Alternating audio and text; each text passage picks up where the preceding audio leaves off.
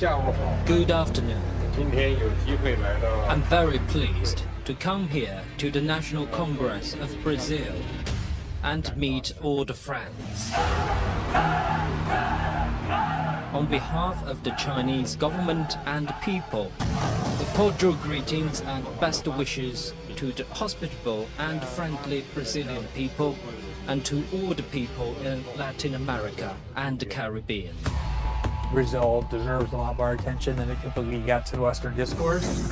We're worried about what's happening all over the world, except in our own backyard. China-Brazil relations and China-Latin America relations keep moving forward like the Yangtze River and the Amazon River. It's really striking the amount of control that China already has. A China não está comprando no Brasil, ele está comprando o Brasil.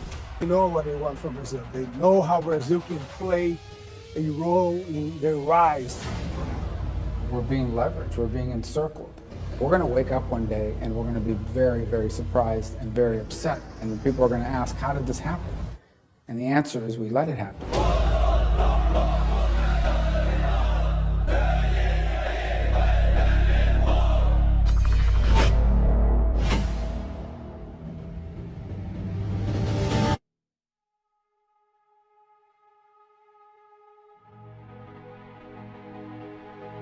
In 1823, President James Monroe announced a policy that has been the center of American foreign policy for the last 200 years.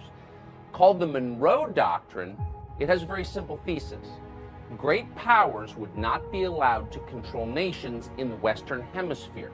That would be a direct threat to the interests of the United States, and for 200 years, we haven't allowed it. Under the Biden administration, the Monroe Doctrine is no longer enforced. Constrained by its ideological concerns, consumed with petty political grievances, and above all, distracted by a faraway war in Eastern Europe, the Biden administration has abdicated its responsibility. And into the void left by the United States moves a new superpower. We've come to Brazil to see for ourselves the rise of China and how the government of China is replacing the United States as the dominant power in our hemisphere. One of the first things you notice about Brazil when you get here is how enormous it is. The country is bigger than the continental United States, has a population of over 200 million people. Huge economy. They build airplanes here. It's not really a third world country, it's a developed country. It's the 9th largest economy in the world. And 20 years ago, the United States was Brazil's largest trading partner. That makes sense. It's our hemisphere. Till 2009, Brazil had U.S. as its main trade partner. And then 2009, China took over and China became so much powerful in Brazil. Felipe Martins is the chief foreign policy advisor to the president of Brazil, No one in Brazil was aware of how to deal with China. And at the same time, in China, they knew very clearly what they wanted from Brazil. China's problem is simple. It doesn't have the natural resources it needs to sustain its huge population and its massive growth rate. That's why South America is so important to China. Brazil has millions of acres of fertile farmland, raw timber, massive deposits of essential minerals like iron ore, nickel, petroleum, rare earth elements, phosphates, and tin. All of these are essential components for China's manufacturing economy. 目前建造的这个平台 It's very clear that they think about Brazil as a source of food and other things they need to keep the machinery going on. In 2010, the Wuhan Iron Steel Company spent more than $5 billion on mining rights in Brazil. That same year, the Chinese state-owned oil company Sinopec spent more than $17 billion to acquire the rights to Brazil's oil deposits. The list goes on. Since 2005, the Chinese spent more than $70 billion in Brazil. Derek Scissors maintains a website that tracks Chinese investment and construction. Late 2004, I started following Chinese investment around the world. There have been these waves.